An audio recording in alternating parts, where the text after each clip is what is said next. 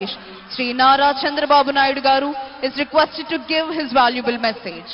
స్వాతంత్ర దినోత్సవ సందేశాన్ని అందించవలసిందిగా ఈనాటి కార్యక్రమ ముఖ్య అతిథి గౌరవనీయులైన ఆంధ్రప్రదేశ్ రాష్ట్ర ముఖ్యమంత్రి వర్యులు శ్రీ నారా చంద్రబాబు నాయుడు గారిని అభ్యర్థిస్తున్నాం.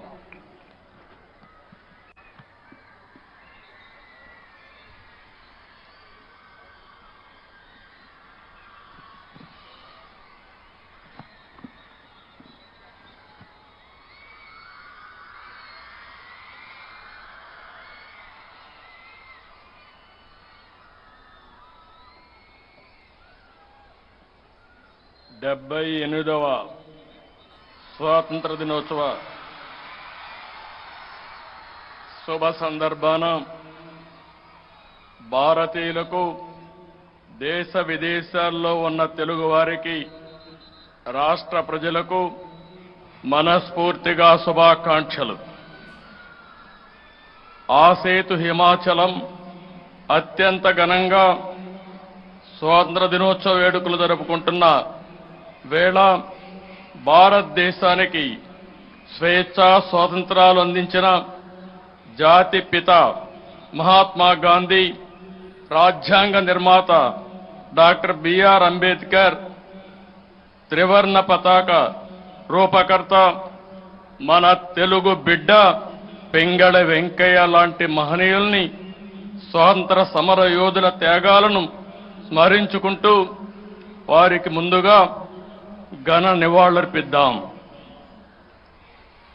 1857లో ప్రథమ స్వాతంత్ర పోరాటం జరిగిందని చరిత్ర చెబుతోంది. అయితే అంతకంటే ముందే బ్రిటిష్ దుర్మార్గపు పరిపాలనపై తెలుగు నేల తిరుగుబాటు చేసిందని చరిత్రకారులు చెబుతున్నారు.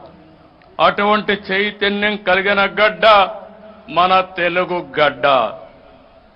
దేశంలోని తెలుగు వారంతా ఒకే రాష్ట్రంగా కలిసి ఉండాలని కలలుగన్నాం. 1946లోనే విశాలాంధ్ర ఉద్యమం కోసం పోరాడాం. అమరజీవి పొట్టి శ్రీరాములు ప్రాణత్యాగంతో కర్నూలు రాజధానిగా 1953 అక్టోబర్ 1వ తేదీన ఆంధ్ర రాష్ట్రం ఏర్పడింది. ఆ తర్వాత 1956 నవంబర్ 1వ తేదీన హైదరాబాద్ రాజధానిగా మొదటి భాషా ప్రయుక్త రాష్ట్రంగా ఆంధ్రప్రదేశ్ ఏర్పాటు చేశారు. అనంతర పరిణామాలతో 2014లో రాష్ట్ర విభజనతో తెలుగు ప్రజలు 2 రాష్ట్రాలు ఏర్పడ్డాయి. ఇలా 60 ఏళ్లలో జరిగిన పరిణామాలతో ప్రతిసారి సవాళ్లతో రాష్ట్రం ప్రయాణం సాగింది. విభజనతో ఏర్పడిన నవ్యాంధ్రకు రాజధాని కూడా లేని పరిస్థితిలో నాడు పాలన ప్రారంభించాం. ఎక్కడ కూర్చుని పని చేయాలో కూడా తెలియనటువంటి అనిశ్చిత పరిస్థితి నుంచి పాలన మొదలుపెట్టి ప్రభుత్వాన్ని పట్టాలు ఎక్కించాం. మాకున్న అనుభవం, ప్రజల సహకారం, కష్టపడే తత్వంతో కొద్ది కాలంలోనూ నిలదొక్కున్నాం. సంక్షేమ అభివృద్ధి కార్యక్రమాలకు రూపకల్పన చేసుకుని వేగంగా ముందుకు సాగాం. దేశంలో ఎవరూ ఊహించిన విధంగా సంస్కరణలతో, సమర్థవంతమైన నిర్ణయాలతో, సరికొత్త పాలసీలతో 13.5% వృద్ధి రేటుతో దేశంలో టాప్ 3 రాష్ట్రాల్లో ఒకటిగా సగర్వంగా నిలబడ్డాం. 120కి పైగా సంక్షేమ పథకాలతో ప్రజల జీవన ప్రమాణాలు మెరుగుపరిచాం. ఈజ్ ఆఫ్ డూయింగ్ బిజినెస్ లో ప్రథమంగా నిలిచాం. 16 లక్షల కోట్ల పెట్టుబడులకు ఒప్పందాలు చేసుకుని దేశం దృష్టి ఆకర్షించాం. 14-19 కాలంలో రాష్ట్రం అన్ని రంగాల్లో అనూహ్యంగా దూసుకుపోయింది. దేశంలో నాడు ఆంధ్రప్రదేశ్ ఒక పెద్ద బ్రాండ్గా ఆవిష్కృతమైంది. రాజధాని లేని రాష్ట్రం అని బాధపడుతూ కూర్చోలేదు. క్రైసిస్ నుంచి ఆపర్చునిటీ ఎదుర్కొన్నాం. ఆ క్రమంలో రాష్ట్రానికి నడిబొడ్డుగా ఉండే అమరావతి ప్రాంతంలో దేశం గర్వించే రాజధానికి శంకుస్థాపన చేసుకున్నాం. ప్రజల సహకారంతో 34,000 ఎకరాల భూసేకరణ చేసి ప్రపంచం చర్చించుకునే డిజైన్లతో సంపద సృష్టించే రాజధాని నిర్మాణాన్ని మొదలుపెట్టాం. మనది వ్యవసాయ ఆధార రాష్ట్రం. రైతు బాగుంటేనే రాష్ట్రం బాగుంటుందని నేను ఎప్పుడూ నమ్ముతాను. అందుకే సాగునీటి రంగానికి అత్యంత ప్రాధాన్యత ఇచ్చి నాడు 5 ఏళ్లలో 68,000 కోట్ల రూపాయలు ఇరిగేషన్పై ఖర్చు చేశాం. రాష్ట్రానికి జీవనాడి అయిన పోలవరం ప్రాజెక్టుకి అత్యంత ప్రాధాన్యత ఇచ్చాం. ఒక యజ్ఞంలా పోలవరాన్ని నాడు పరుగులు పెట్టించి 73% పనులు పూర్తి చేశాం. తెలుగుదేశం ప్రభుత్వం కొనసాగి ఉంటే ఈ పాటికే పోలవరం పూర్తయి ఆ ఫలాలు రాష్ట్రం ప్రజలు పొందేవాళ్లు. 120కి పైగా సంక్షేమ పథకాలు, అభివృద్ధి పథకాలు, శాంతి భద్రతలు, అందరికీ ఉపాధి, పెట్టుబడులు, ఉద్యోగ అవకాశాలతో రాష్ట్రం దూసుకుపోతున్న క్రమంలో 2019లో వచ్చిన ఎన్నికల ఫలితాలు రాష్ట్రాన్ని చీకటిమయం చేశాయి. ఒక్క ఛాన్స్ పేరుతో అధికారంలోకి వచ్చిన పాలకులు కని విని ఎరుగని విధ్వంసాన్ని సృష్టించారు. వ్యవస్థల్ని చెరబట్టారు. బాధితుల్ని నిందితులుగా చేసి ప్రజాస్వామ్యాన్ని అపహాస్యం చేశారు. నియంత పోకడలతో, పరదాల పాలనతో రాష్ట్రాన్ని రావణ కాష్టం చేశారు. ప్రభుత్వ టెర్రరిజానికి నాంది పలికారు. ప్రజల ప్రభుత్వ భూములు, ఆస్తుల్ని దోచుకున్నారు. ప్రశ్నిస్తే దాడులు, కేసులు, అరెస్టులతో పెను ఉత్పాదం సృష్టించారు. ప్రజావేదిక ధ్వంసంతో ప్రారంభమైన నాటి విధ్వంస పాలనలో సంపద సృష్టి, ఉపాధి కల్పన కేంద్రమైన ప్రజా రాజధాని అమరావతిని పురిట్లోనే చంపే ప్రయత్నం చేశారు. ల్యాండ్, శాండ్, వైన్, మైన్, గంజాయి, డ్రగ్స్, ఎర్రచందనం, రేషన్ బియ్యం మాఫియాలతో లక్షల కోట్ల ప్రజాధనాన్ని కొల్లగొట్టారు. పోలవరం ప్రాజెక్టు నాశనం చేసి రాష్ట్ర ప్రజలకు తీరని ద్రోహం చేశారు.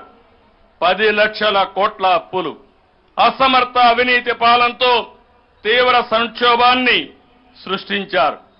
SC, ST, BC, minority sub plan నిధులు దారి మళ్లించారు. గత ప్రభుత్వ విధ్వంస దోపిడీ విధానాలతో రాష్ట్రం 30 ఏళ్ల ఎన్నికెళ్లిపోయింది. రాష్ట్ర విభజన కంటే కూడా 1924 మధ్య జరిగిన రివర్స్ పాలన వల్లనే రాష్ట్రం ఎక్కువగా నష్టపోయింది.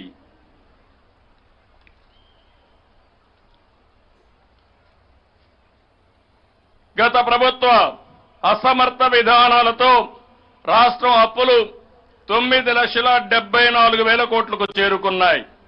తలసరి అప్పు 74,790 రూపాయల నుంచి 1,44,336 రూపాయలకు పెరిగింది.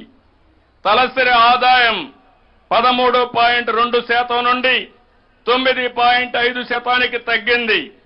అంటే గత ప్రభుత్వం తీరుతో ప్రజల తలసరి ఆదాయం తగ్గింది. మరోవైపు ద్రవ్యోల్బణం పెరిగింది. దీన్ని బట్టి పేదవారికి ఉపయోగపడే కార్యక్రమాలేవి గత ప్రభుత్వం చేయలేదని స్పష్టమవుతుంది. స్టేట్ డెవలప్మెంట్ కార్పొరేషన్ పేరుతో రైతు బజార్లు, కలెక్టర్ కార్యాలయాలు తదితర ప్రభుత్వ ఆస్తులు తాకట్టు పెట్టి అప్పులు తెచ్చారు. మద్య అమ్మకాలపై భవిష్యత్తులో వచ్చే ఆదాయాన్ని సైతం తాకట్టు పెట్టి అప్పులు తెచ్చారు. 5 ఏళ్ల చీకటి పాలనతో విసిగిపోయిన ప్రజల్లో చైతన్యం వెల్లువెత్తింది. 2024 సాధారణ ఎన్నికల్లో నిశ్శబ్ద విప్లవంతో, అసాధారణ విజయంతో కూటమికి పట్టం కట్టారు. గతంలో ఎప్పుడూ లేని విధంగా 93% స్ట్రైక్ రేటుతో 57% ఓట్ షేర్తో టీడీపీ, జనసేన, బీజేపీ ప్రభుత్వం ఏర్పాటైంది. తద్వారా అహంకార విధ్వంస ప్రజాకంటక ప్రభుత్వాన్ని ప్రజలు భూస్థాపితం చేశారు. ప్రధాని మోడీ గారు, నేను, మిత్రులు పవన్ కళ్యాణ్ గారు ఇచ్చిన ప్రజలు గెలవాలి, రాష్ట్రం నిలవాలి అనే మా ఎన్నికల నినాదాన్ని అర్థం చేసుకున్న ప్రజలు ఒక అద్భుతమైన విజయాన్ని అందించారు. ప్రజలు ఎంతో నమ్మకంతో కూటమి ప్రభుత్వానికి ఏకపక్షంగా పట్టం కట్టారు. కొత్త ప్రభుత్వంపై ఎన్నో ఆశలు పెట్టుకున్నారు. వాటిని నెరవేర్చేందుకు ప్రభుత్వం దృఢ సంకల్పంతో ఉందని మేము తెలియజేస్తున్నాం. గత 5 ఏళ్లు ప్రజలు ఏ స్వేచ్ఛా స్వాతంత్రాలు కోల్పోయి క్షోభను అనుభవించారో ప్రజలకు ఆ స్వేచ్ఛను తిరిగి అందించేందుకు కట్టుబడి ఉంటామని ఈ స్వాతంత్ర దినోత్సవ వేడుకల సాక్షిగా ప్రకటిస్తున్నాను. ఒక రకంగా చెప్పాలంటే ఆంధ్రప్రదేశ్ రాష్ట్ర ప్రజలకు మళ్లీ 5 ఏళ్ల తర్వాత స్వాతంత్రం లభించింది. అందుకే ఎన్నికల తర్వాత ప్రజల్లో అశాంతి పోయి ప్రశాంతంగా ఉన్నారు. ప్రజలకు ఉపయోగపడే విధానాలు రూపొందించి సంస్కరణలు మానవీయ కోణంతో జోడించి పాలన అందించడమే సుపరిపాలన. అలాంటి సుపరిపాలనకు తొలి రోజు నుంచే నాంది పలికింది మన కూటమి ప్రభుత్వం. సంక్షేమం, అభివృద్ధి 2 కళ్లుగా పాలనకు శ్రీకారం చుట్టాం. 100 రోజుల ప్రణాళిక టార్గెట్ గా అన్ని శాఖల్లో సమీక్షలు చేస్తున్నాం.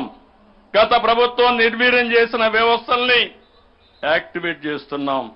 అధికారుల్లో, ప్రభుత్వ శాఖల్లో నూతనోత్సాహాన్ని తీసుకొచ్చి ఫలితాలు సాధించే విధిగా అడుగులేస్తున్నాం.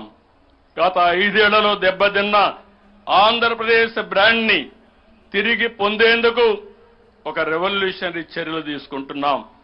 సింపుల్ గవర్నమెంట్, ఎఫెక్టివ్ గవర్నెన్స్ తో హంగు ఆర్భాటాలకు దూరంగా ప్రజలకు దగ్గరగా పాలన అందిస్తున్నాం. సమాజమే దేవాలయం, ప్రజలే దేవుళ్లని నమ్మి ఆదరించిన నందమూరి తారక రామారావు గారి అడుగుజాడల్లో ఈ ప్రభుత్వం పయనిస్తుంది. అధికారం అంటే ప్రజలకు సేవ చేయడం, పేదల జీవితాలు మార్చాలని బాధ్యతలు చేపట్టిన తొలి రోజే 5 కీలక అంశాలపై సంతకాలు చేసి మాట నిలబెట్టుకున్నాం. గత 5 ఏళ్లలో ప్రజల కష్టాలు, ఆవేదన, వారి బాధలు చూసి మేనిఫెస్టోకు రూపకల్పన చేశాం. నాడు నేడు అని మాయమాటలు చెప్పి గత ప్రభుత్వం విద్యా రంగాన్ని తీవ్ర అగాధంలోకి నెట్టేసింది. రంగుల మోజుతో పాఠశాలకు పార్టీ రంగులు వేసుకున్న నాటి ప్రభుత్వం విద్యా ప్రమాణాలకు తిలోదకాలిచ్చింది. ఒక్క టీచర్ పోస్టు కూడా భర్తీ చేయకుండా ప్రభుత్వ విద్యను తీవ్ర సంక్షోభంలోకి నెట్టేసింది.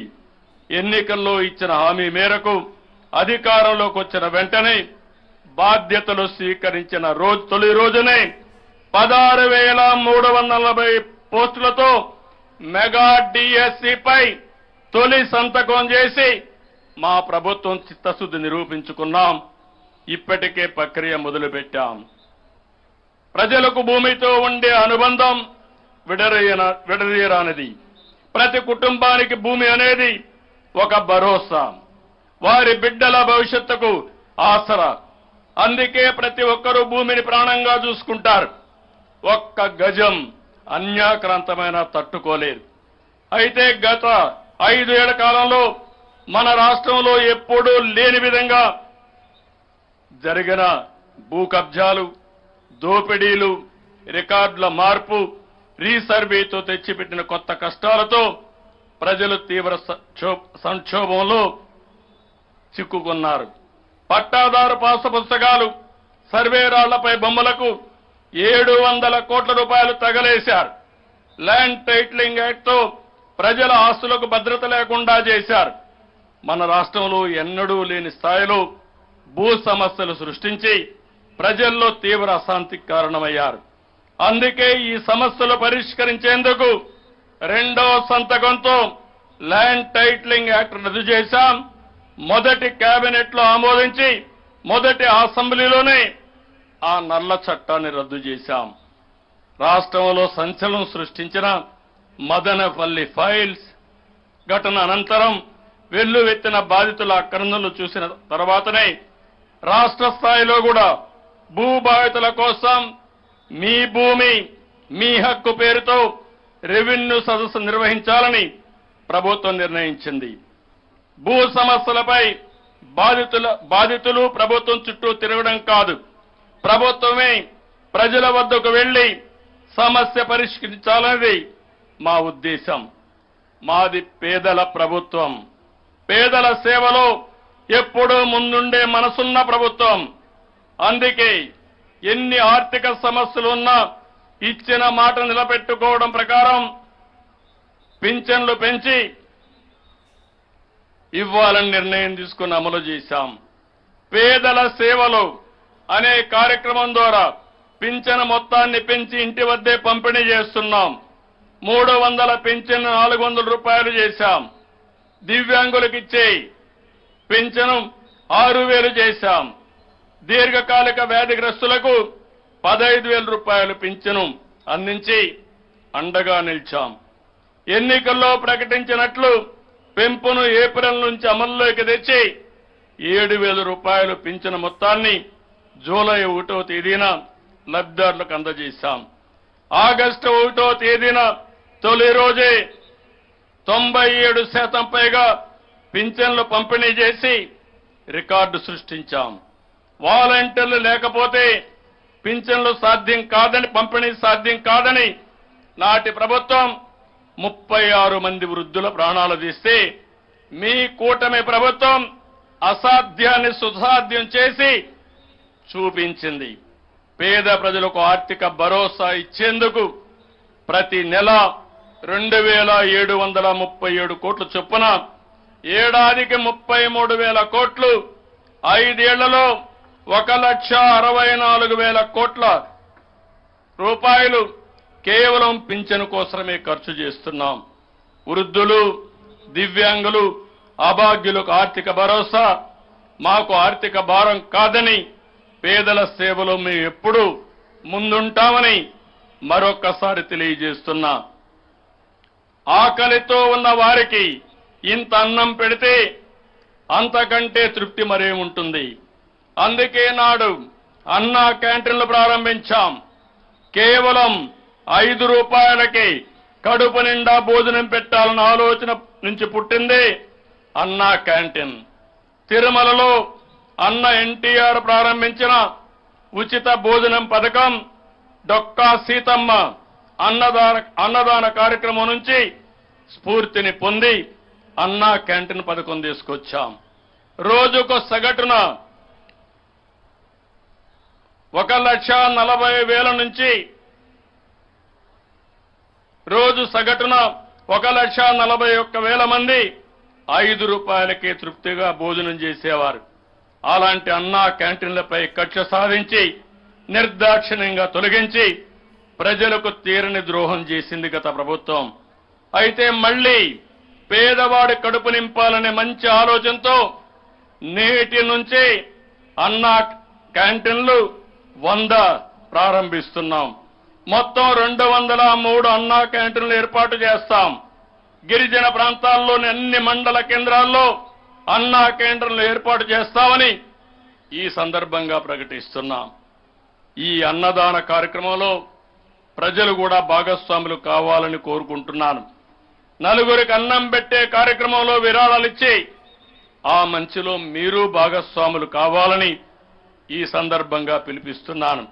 మీ పుట్టినరోజు, మీ పెళ్లి రోజు, మీ ఇంట్లో శుభకార్యం జరిగిన రోజున మీరు విరాళమిస్తే మీ పేరును అక్కడ ప్రదర్శించి మీ పేరుతో ఆ రోజు ఆ అన్నా క్యాంటీన్ ద్వారా పేదలకు భోజనం పెడతాం. ఎవరు ఎంత విరాళం ఇచ్చారనే దానికంటే ప్రజల్లో ఒక స్ఫూర్తి తీసుకొచ్చేందుకు ఈ పిలుపునిస్తున్నాను.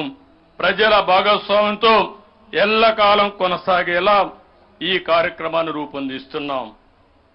యువతకు అవకాశాలు సృష్టిస్తే అద్భుతాలు సాధిస్తారు. అయితే యువత ఉన్నత విద్య అభ్యసించిన దానికి తగ్గట్టు ఉద్యోగాలు రాకపోవడానికి ప్రధాన కారణం తగిన నైపుణ్యం లేకపోవడమే. పరిశ్రమలకు అవసరమైన నైపుణ్యాన్ని పొందితే మంచి జీతాలతో ఉద్యోగాలు వస్తాయి. అందుకే తొలిసారిగా ప్రపంచంలోనే నైపుణ్య గణనకు శ్రీకారం చుట్టాం. రాష్ట్రంలో 3,54,00,000 మందికి నైపుణ్య గణన చేపట్టి వారిలో నైపుణ్యాలు పెంచి మెరుగైన ఉపాధి అవకాశాలు లభించేలా కార్యాచరణ అమలు చేస్తాం. మన ప్రభుత్వం పేదల సంక్షేమాన్ని కాక్షించే ప్రభుత్వం. అందుకే నిర్మాణ రంగ కార్మికుల ఉపాధిని దృష్టిలో పెట్టుకుని ఉచిత ఇసుక విధానం అమల్లోకి తెచ్చాం.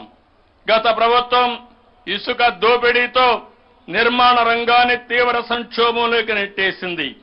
గత ప్రభుత్వం ఇసుక దోపిడీపై సిబిసిఐడి విచారణకు జరిపిస్తాం. కూటమి ప్రభుత్వం ఏర్పాటు అయిన వెంటనే ఉచిత విధానంపై నిర్ణయం తీసుకున్నాం. ఇసుక దోపిడీకి చెల్లు చీటీ పాడి రాష్ట్రంలో 40 లక్షల మంది భవన నిర్మాణ కార్మికులకు భరోసా కల్పిస్తున్నాం. నిర్మాణ రంగం బాగుంటే లక్షల మంది కుటుంబాలు ఉపాధి ఉద్యోగ అవకాశాలు లభిస్తాయి. అందుకే ప్రభుత్వ ఆదాయాన్ని కూడా వదులుకుని ఉచిత ఇసుక విధానం మొదలు పెడతాం. వార్డు సచివాలయ ద్వారా ఇసుకను ఆర్డర్ చేసుకుని పొందే వెసులుబాటును కల్పిస్తున్నాం. మరింత పగడ్బందీగా ఉచిత ఇసుక పాలసీని అమలు చేస్తాం. ప్రభుత్వ ఉద్యోగాలంటే ప్రభుత్వంలో భాగస్వాములు. ప్రభుత్వం ఏ కార్యక్రమం చేపట్టినా దాన్ని విజయవంతంగా అమలు చేసి ప్రజలకు మంచి చేసేది ఉద్యోగులు, అధికారులే. అలాంటి వారికి హక్కుగా రావాల్సిన జీతాలు గత 5 ఏళ్లలో వారికి సమయానికి అందలేదు. నేడు కూటమి ప్రభుత్వం వచ్చాక 1వ తేదీనే వారి బ్యాంక్ ఖాతాల్లో జీతాలు పడుతున్నాయి. రిటైర్డ్ ఉద్యోగుల పెన్షన్లు అండదండలతో వారి ఆనందానికి ఈరోజు మనం చూడగలుగుతున్నాం. అభివృద్ధి, సంక్షేమం, సామాజిక న్యాయం, సూపర్ 6 పేరుతో 6 హామీలు తీసుకొచ్చాం. వీటిలో కొన్నింటిని ఇప్పటికే శ్రీకారం చుట్టాం. మిగిలిన వాటిని త్వరలో అమలు చేస్తాం. ప్రజల జీవన ప్రమాణాలు పెంచే విధంగా కూటమి ప్రభుత్వ నిర్ణయాలు, పథకాలు, పాలసీలు ఉంటాయని మరొక్కసారి తెలియజేస్తున్నాను. మన ప్రభుత్వం ఏర్పడిన నాటికి రాష్ట్ర పరిస్థితి ఏ స్థాయిలో ఉందో ప్రజలకు వివరించేందుకు అధికారంలోకి రాగానే 7 అంశాలపై శ్వేతపత్రాలు విడుదల చేశాం. పోలవరం ప్రాజెక్ట్, అమరావతి రాజధాని, విద్యుత్, శాంతి భద్రతలు, మద్యం, పర్యావరణం, ఆర్థిక శాఖలపై శ్వేతపత్రాలు విడుదల చేసి ప్రస్తుత పరిస్థితులు, భవిష్యత్ కార్యాచరణ ప్రణాళికపై కూలంకుషంగా చర్చించాం. రానున్న రోజుల్లో కూడా క్షేత్రస్థాయిలో వీటిపై చర్చిస్తాం. ఇసుక దోపిడీ ఎలా జరిగింది, మద్యం పాలసీ ద్వారా ఎలా దోచుకున్నారో ప్రజలకు వివరిస్తాం. సహజ వనరుల దోపిడీని బహిర్గతం చేస్తాం. తప్పు చేసిన ఏ ఒక్కరిని వదిలిపెట్టాం. అందుకే నాటి అక్రమాలపై లోతైన దర్యాప్తు చేయాలని ఆదేశించాం. అక్రమార్కుల్ని శిక్షించి తీరుతాం. కేంద్ర బడ్జెట్లో రాష్ట్రానికి కేటాయింపులపై కేంద్ర ప్రభుత్వానికి ఈ సందర్భంగా కూటమి ప్రభుత్వం నుంచి ధన్యవాదాలు తెలియజేస్తున్నాను. ఈ ఏడాదికి రాజధానికి 15,000 కోట్ల ప్రత్యేక ఆర్థిక సహాయాన్ని కేంద్రం ప్రకటించింది. పోలవరం నిర్మాణానికి హామీ ఇచ్చింది. రాయలసీమ, ప్రకాశం, ఉత్తరాంధ్రలో వెనుకబడిన జిల్లాలకు ప్రత్యేక ప్యాకేజీ ప్రకటించింది. విశాఖ, చెన్నై పారిశ్రామిక కారిడార్లో నోడ్డులకు, హైదరాబాద్, బెంగళూరు పారిశ్రామిక కారిడార్ అభివృద్ధికి హామీ ఇచ్చింది. ఏపీలో 2024-25 ఆర్థిక సంవత్సరానికి ఉపాధి హామీ పని దినాలు 15 కోట్ల నుండి 22 కోట్లకు పెంచాలని ఇచ్చిన ప్రతిపాదనపై కేంద్రం ఆమోదించింది. ఈ నిర్ణయంతో 53 లక్షల కుటుంబాలకు లబ్ధి జరుగుతుంది. రైల్వే బడ్జెట్లో ఏపీకి 9,151 కోట్లు కేటాయించారు. విభజన చట్టంలో ఉన్న అంశాలపై కేంద్ర ప్రభుత్వంతో తెలంగాణ రాష్ట్రంతో చర్చించి ముందుకు వెళ్తున్నాం. ప్రపంచంలో భారతదేశాన్ని సూపర్ పవర్ చేయడానికి కేంద్రం వికసిత్ భారత్ 2024 విజన్ ని రూపకల్పన చేస్తుంది. ఈ వికసిత్ భారత్ ప్రయాణంలో భాగస్వామి కావడానికి ఆంధ్రప్రదేశ్ అన్ని విధాలా సిద్ధంగా ఉందని ఈ సందర్భంగా నేను తెలియజేస్తున్నాను. విజన్ 2047లో రూపకల్పనకు రాష్ట్ర ప్రభుత్వం అత్యంత ప్రాధాన్యత ఇస్తుంది. అందరి అభిప్రాయాలు తీసుకుని అక్టోబర్ 2వ తారీఖున గాంధీ జయంతి సందర్భంగా స్వర్ణ ఆంధ్రప్రదేశ్ విజన్ 2047ను రూపకల్పన విడుదల చేయబోతున్నాం. పబ్లిక్ పాలసీలని బలంగా విశ్వసించే వ్యక్తిని నేను. ఒక పాలసీ ప్రజల జీవితాల్ని, రాష్ట్ర ప్రగతిని మారుస్తుంది అని నేను గట్టిగా నమ్ముతాను. దేశంలో వచ్చిన 1991 ఆర్థిక సంస్కరణ తర్వాత దేశం గమనం మారిపోయింది. వాటిని అందిపుచ్చుకుని ఉమ్మడి ఆంధ్రప్రదేశ్లో తీసుకున్న నిర్ణయాలు, అమలు చేసిన పాలసీలు అద్భుత ఫలితాలు ఇచ్చాయి. సైబరాబాద్ నిర్మాణంలో నాలెడ్జ్ ఎకానమీతో సంపద సృష్టించాం. నాడు హైదరాబాద్లో ముందు చూపుతో మొదలుపెట్టిన ప్రాజెక్టులను తర్వాత ప్రభుత్వాలు కొనసాగించాయి. దీంతో విజన్ 2020 అనేది ముందుగానే పూర్తి స్థాయి ఫలితాలు ఇచ్చింది. నేడు తెలంగాణ రాష్ట్రం దేశంలో అధికంగా తలసరి ఆదాయం పొందుతుంది. అంటే దానికి కారణం ఉమ్మడి రాష్ట్రంలో మేము తెచ్చిన పాలసీలేనని సగర్వంగా చెబుతున్నాను. ప్రపంచంతో పోటీ పడే నగరంగా హైదరాబాద్ ఆవిష్కృతం అవ్వడం వెనుక ప్రధాన కారణం మనం అవలంబించిన ప్రభుత్వ విధానాలే. మన భారతీయులు, తెలుగు ప్రజలు ఇప్పుడు గ్లోబల్ సిటిజన్స్ నుంచి గ్లోబల్ లీడర్లు అవుతున్నారు. నాలెడ్జ్ ఎకానమీలో మన యువత దూసుకుపోతున్నారు. అమెరికాలో ఉండే ఇండియన్స్ తలసరి ఆదాయం $1,19,000 కాగా అమెరికాలో ఉండే వైట్ అమెరికన్ తలసరి ఆదాయం $65,000 మాత్రమే ఉంది. అమెరికాలో అత్యధిక తలసరి ఆదాయం ఆర్జిస్తున్న ఇండియన్స్ లో అగ్రభాగాన మన తెలుగు వాళ్ళని చెప్పడానికి నేనెంతో సంతోషిస్తున్నాను. రాష్ట్ర సమగ్రాభివృద్ధి కోసం రానున్న రోజుల్లో నిర్దిష్టమైన విధానాలతో పాలన సాగించబోతున్నాం. సమర్థవంతమైన నిర్ణయాలతో, నూతన ఆలోచనలతో 15% వృద్ధి రేటు సాధించడమే లక్ష్యంగా దృఢ సంకల్పంతో అడుగులేస్తున్నాం. దేవుని దయ వల్ల ఈసారి సాగునీటి ప్రాజెక్టులకు జూలై నెలలోనే జలకళ వచ్చింది. ఇది రాష్ట్రానికి, రైతాంగానికి శుభ సూచకం. కృష్ణా నదిపై ఉన్న ప్రాజెక్టులన్నీ నిండాయి.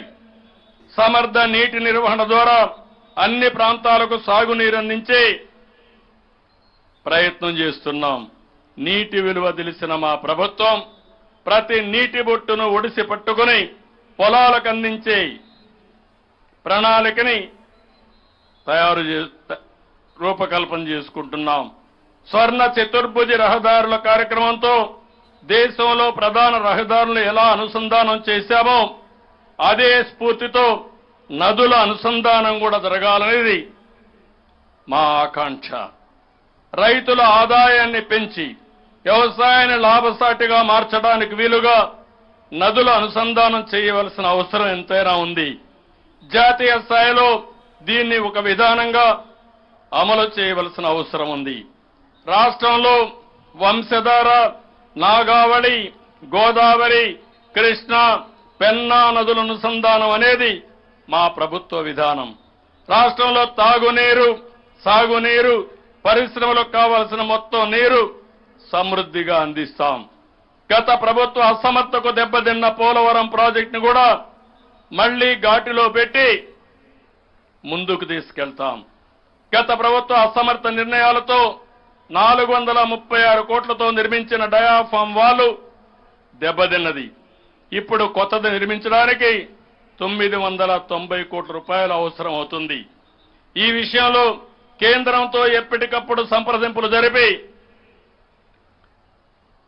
ముందుకు తీసుకుపోవడం కోసం అన్ని ప్రయత్నాలు చేస్తున్నాం. అమెరికా, కెనడా వంటి దేశాల నుంచి నిపుణులు పిలిపించి కార్యాచరణకు సిద్ధం చేస్తున్నాం.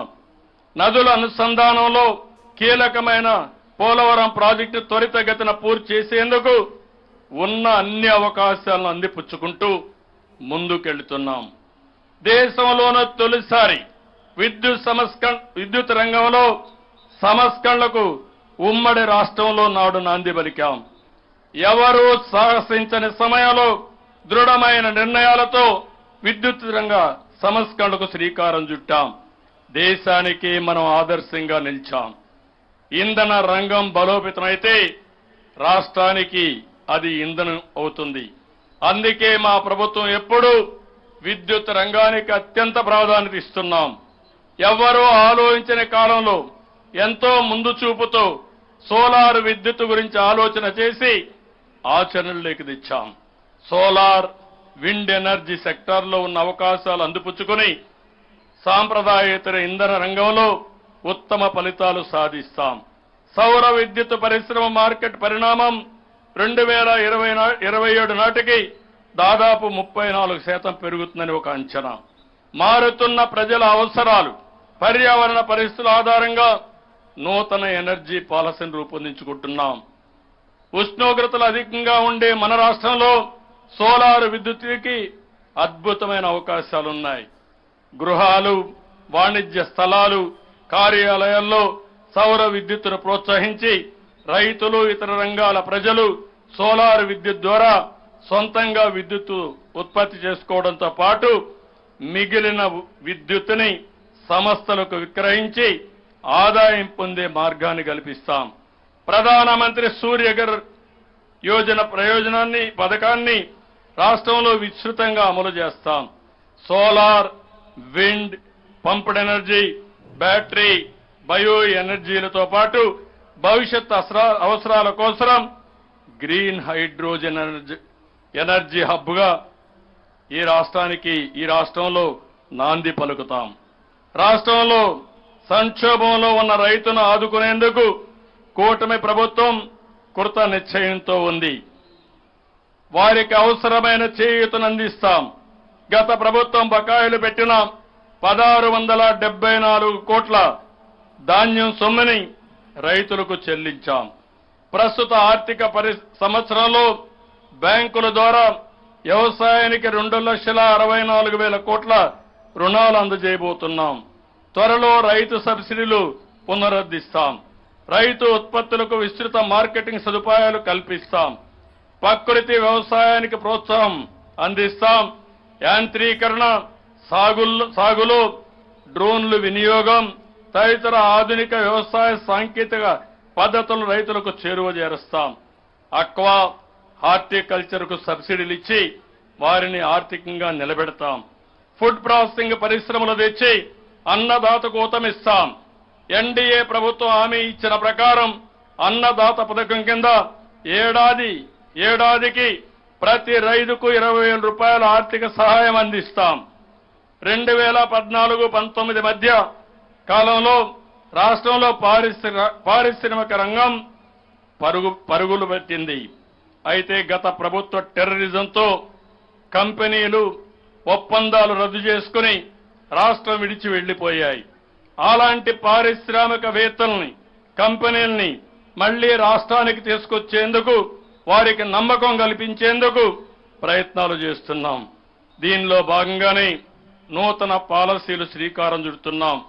రానున్న 100 రోజుల్లో కొత్త పాలసీలు తీసుకొస్తాం. నూతన industrial policy, MSME, food processing, electronic, IT, textile, tourism పాలసీలు తీస్తున్నాం. ఈజ్ ఆఫ్ డూయింగ్ బిజినెస్ లో మళ్లీ రాష్ట్రాన్ని అగ్రస్థానంలో నిలబెడతాం. మెడ్టెక్ జోన్ సాధించిన విజయాలు స్ఫూర్తిగా రాష్ట్రంలో మరో 100 పారిశ్రామిక పార్కులు ఏర్పాటు చేస్తాం. అదేవిధంగా కొత్తగా కుప్పం, మూలపేట, చిలమత్తూర్, దోనకొండ పరిసర ప్రాంతాల్లో కొత్త ఇండస్ట్రియల్ క్లస్టర్స్ ఏర్పాటు చేయబోతున్నాం. ఆయా క్లస్టర్లో electronics, pharma, food processing, hardware సంస్థల ఏర్పాటుకు కృషి చేస్తాం. నక్కపల్లి, కొప్పర్తి, ఓర్వకల్లు, కృష్ణపట్నంలో ఇండస్ట్రియల్ పార్కులు అభివృద్ధి చేస్తాం. పెట్టుబడులు ఎంతో కీలకమైన మౌలిక సదుపాయాలు కల్పనకు గత ప్రభుత్వం నిర్వీర్యం చేసింది. రాష్ట్రంలో పెట్టుబడులు రావాలన్నా, పరిశ్రమలు ఏర్పాటు చేయాలన్నా మౌలిక సదుపాయాలే కీలకం. కూటమి ప్రభుత్వం రాష్ట్రంలో మౌలిక సదుపాయాలకు పెద్దపీట ఇస్తుంది. ప్రజలు సౌకర్యవంతమైన జీవనం సాగించడానికి వీలుగా రాష్ట్ర వ్యాప్తంగా రహదారులు అభివృద్ధి చేస్తాం. గ్రామ స్థాయి నుంచి రాష్ట్ర జాతీయ రహదారుల వరకు రోడ్ల వ్యవస్థ మరింత పటిష్టం చేస్తాం. పోర్ట్లు, ఎయిర్పోర్ట్లు, జాతీయ రహదారులను అనుసంధానం చేసి సంపద సృష్టికి మార్గం సృష్టిస్తాం.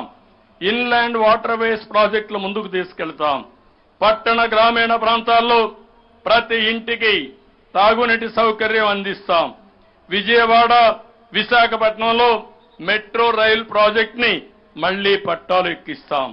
గ్రామాల్లో వేస్ట్ మేనేజ్మెంట్ ని సమర్థవంతంగా నిర్వహించి స్వచ్ఛాంధ్రప్రదేశ్ ను సాధిస్తాం. 2014-19 సమయంలో విజయవాడ, రాజమండ్రి, తిరుపతి, కడప ఎయిర్పోర్ట్ల అభివృద్ధి చేశాం. కర్నూలుకి ఎయిర్పోర్ట్ కూడా తీసుకొచ్చాం. గత ప్రభుత్వం పక్కన పెట్టిన భోగాపురం ఎయిర్పోర్ట్ పనులను మళ్లీ వేగవంతం చేస్తున్నాం. పారిశ్రామిక అభివృద్ధికి భోగాపురం కేంద్రంగా మారనుంది. వీటితో పాటు కొత్తగా కుప్పం, దగదుర్తి వంటి చోట్ల విమానాశ్రయాలు, ఎయిర్ స్ట్రిప్లు సిద్ధం చేస్తున్నాం. రాష్ట్రానికి 974 కిలోమీటర్లు సుదీర్ఘ తీర ప్రాంతం ఉంది. దీన్ని సద్వినియోగం చేసుకునేందుకు నాటి తెలుగుదేశం ప్రభుత్వం పోర్టుల నిర్మాణానికి ముందడుగు వేసింది. తర్వాత వచ్చిన ప్రభుత్వం రివర్స్ నిర్ణయాలతో మళ్లీ వెనక్కి పంపింది. పోర్టులు ఆర్థిక ఉపాధి కేంద్రాలుగా మారతాయి. అందుకే మళ్లీ కూటమి ప్రభుత్వం పోర్టుల సత్వర నిర్మాణంపై దృష్టి పెట్టింది. సాధ్యమైనంత తొందరలో మచిలీపట్నం, మూలపేట, రామాయపట్నం పోర్టుల్ని పూర్తి చేస్తాం. రాష్ట్రంలో కరోనా కంటే నాటి ప్రభుత్వ అసమర్థత వల్లనే టూరిజం రంగానికి ఎక్కువ నష్టం జరిగింది. తెలుగుదేశం హయాంలో టూరిజం శాఖపై 880 కోట్లు ఖర్చు చేయగా గత ప్రభుత్వం కేవలం 213 కోట్లు మాత్రమే ఖర్చు చేసింది. తమ విలాసాల కోసం రిషికొండలో ప్యాలెస్ నిర్మించుకున్నారు తప్ప పర్యాటక రంగంపై శ్రద్ధ పెట్టలేదు. రిషికొండ ప్యాలెస్ కోసం ఖర్చు పెట్టిన దానిలో గత ప్రభుత్వం పర్యాటక రంగానికి సగం ఖర్చు పెట్టకపోవడం విచారకరం. టూరిజం అభివృద్ధి అనేది సామాన్య ప్రజలకు ఉపాధి కల్పనలో అత్యంత కీలకమైనది. మళ్లీ పర్యాటక రంగానికి మన ప్రభుత్వం పూర్వ వైభవం తీసుకొస్తుంది. రాష్ట్రం నుంచి వెళ్లిపోయిన పెట్టుబడిదారుల్ని మళ్లీ వెనక్కి తీసుకొస్తాం. రాష్ట్రంలో ఎకో, టెంపుల్, బీచ్ టూరిజం ప్రాజెక్టులను అభివృద్ధి చేసి రాష్ట్రాన్ని ముఖ్యమైన పర్యాటక కేంద్రంగా మారుస్తాం. గత ప్రభుత్వ హయాంలో అస్తవ్యస్తమైన విద్యా వ్యవస్థని సమూలంగా ప్రక్షాళన చేసేందుకు నడుము బిగించాం. ప్రధానంగా పాఠశాలల్లో మౌలిక సదుపాయాల కల్పనపై దృష్టి సారించాం. బడి ఈడు పిల్లలు ఎవ్వరూ విద్యకు దూరంగా ఉండకూడదనేది మా విధానం. రాబోయే 20 ఏళ్ల అవసరాలు దృష్టిలో పెట్టుకుని ఎప్పటికప్పుడు విద్యార్థుల సిలబస్ లో మార్పులు చేస్తాం. భాష లేనిదే జాతి ఉనికి ఉండదు. ఇంగ్లీషుకు ప్రోత్సాహం ఇస్తూనే ప్రాథమిక స్థాయి నుంచి మాతృభాష తెలుగుకు అత్యంత ప్రాధాన్యత ఇస్తాం. తెలుగు భాష వెలగాలనేది మా సిద్ధాంతం. విద్యారంగంలో విశేష సేవలందించిన వ్యక్తుల పేర్లను ప్రభుత్వ పథకాలకు పెట్టి వాటిని సమర్థవంతంగా ముందుకు తీసుకెళ్తున్నాం.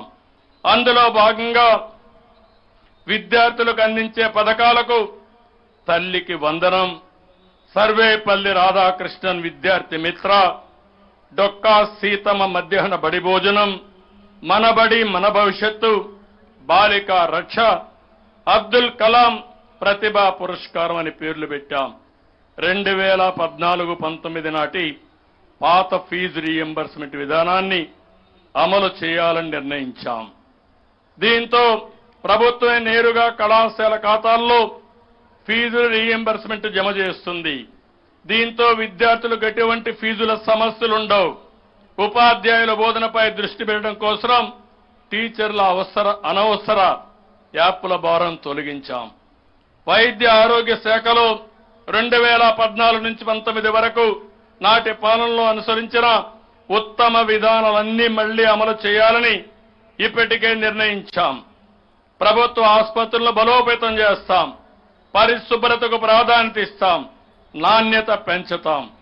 గత ప్రభుత్వం పెట్టిన ఆరోగ్యశ్రీ బిల్లులు బకాయిలు దశల వారీగా చెల్లిస్తున్నాం.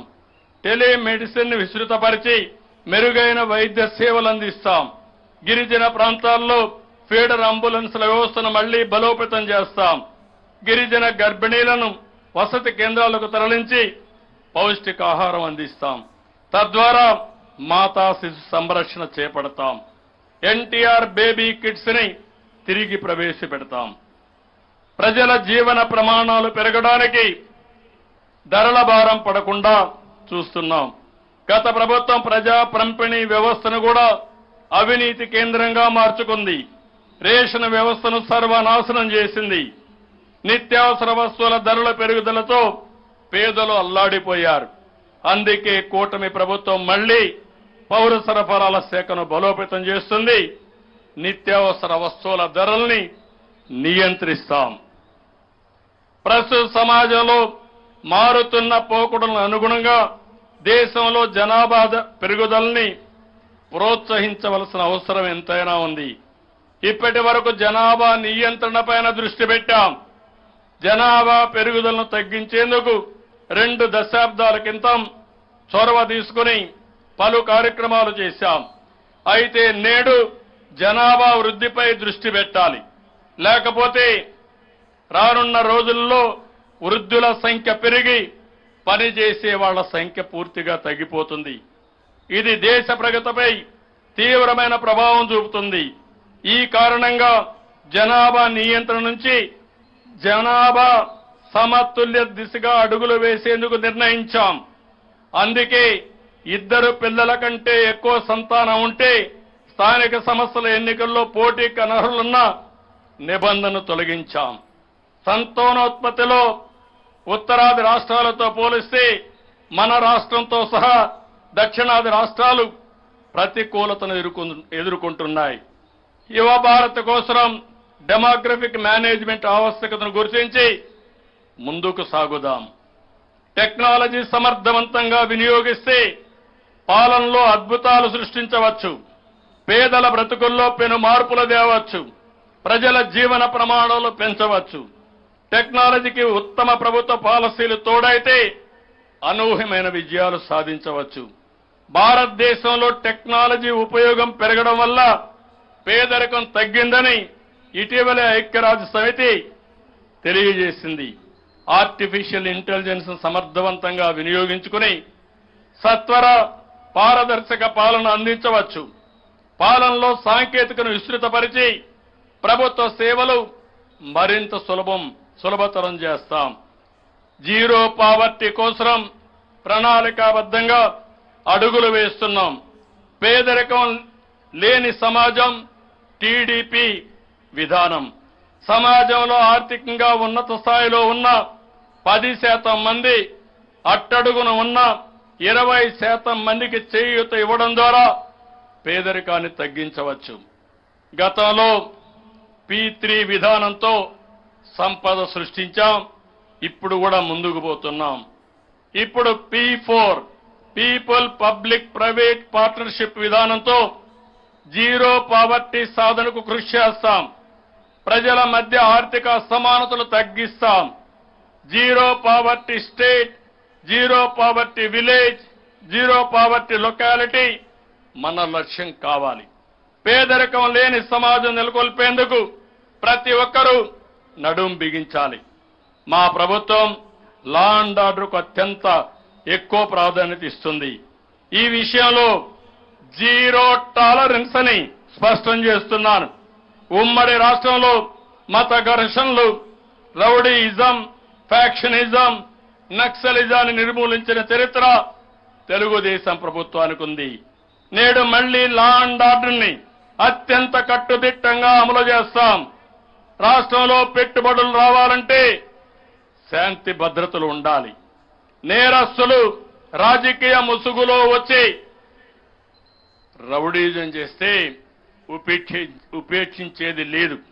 మా ప్రభుత్వంలో ఎటువంటి రాజకీయ కక్ష సాధింపులకు తావులేదు. కానీ తప్పు చేసిన వారిని ఎట్టి పరిస్థితుల్లో ఉపేక్షించే అవకాశమే లేదని ఈ వేదిక మీద నుంచి ప్రకటిస్తున్నా. అవినీతికి పాల్పడి ప్రజల ఆస్తులను దోచుకున్న వారి నుంచి ఆ ఆస్తులు చట్టపరంగా తిరిగి రాబట్టి ప్రజలకు అందేలా చేస్తాం. తప్పు చేసిన వారికి శిక్ష పడే వరకు విశ్రమించాలని ప్రజలకు తెలియజేస్తున్నా. ప్రభుత్వ సామాజిక న్యాయానికి కట్టుబడింది. అన్ని వర్గాలకు న్యాయం జరగాలనేది మా నినాదం, మా విధానం.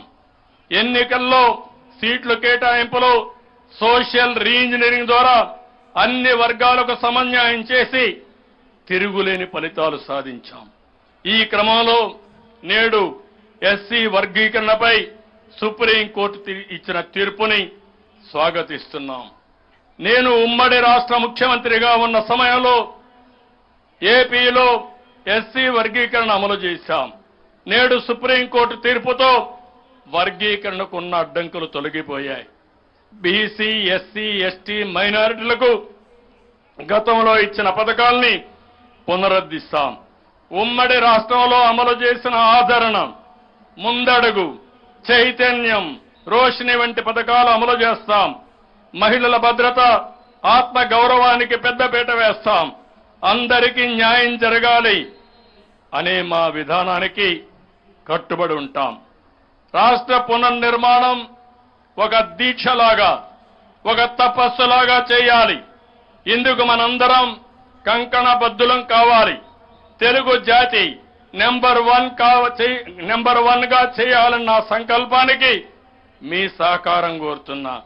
రాష్ట్ర పునర్నిర్మాణ యజ్ఞంలో ప్రతి ఒక్కరూ భాగస్వాములు కావాలని పిలిపిస్తున్నాను. చివరిగా భారత రత్న డాక్టర్ బాబా సాహెబ్ అంబేద్కర్ గారి వ్యాఖ్యలు ఒక్కసారి అందరం గుర్తు చేసుకుందాం. రాజ్యాంగం ఎంత మంచిది అయినా అది అమలు చేసేవాడు మంచివాడు కాకపోతే అది చెడు ఫలితాలు ఇస్తుంది.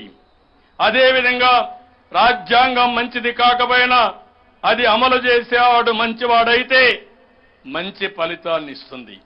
మళ్ళా ఒకసారి చెప్తున్నాను, రాజ్యాంగం ఎంత మంచిది అయినా అది అమలు చేసేవాడు మంచివాడు కాకపోతే అది చెడు ఫలితాలు ఇస్తుంది. అదేవిధంగా రాజ్యాంగం మంచిది కాకపోయినా అమలు చేసేవాడు మంచివాడైతే మంచి ఫలితాలు ఇస్తుంది. ఇది ఒక రాజకీయ నాయకులకే కాదు, అన్ని రంగాలకు వర్తిస్తుంది. ఈ విషయం మనం గుర్తుపెట్టుకోవాల్సిన అవసరం ఉంది. రాజ్యాంగంతో పాటు ఇప్పుడు పాలకులు మంచివారే కాబట్టి ప్రజలకు 100% మంచే జరుగుతుంది.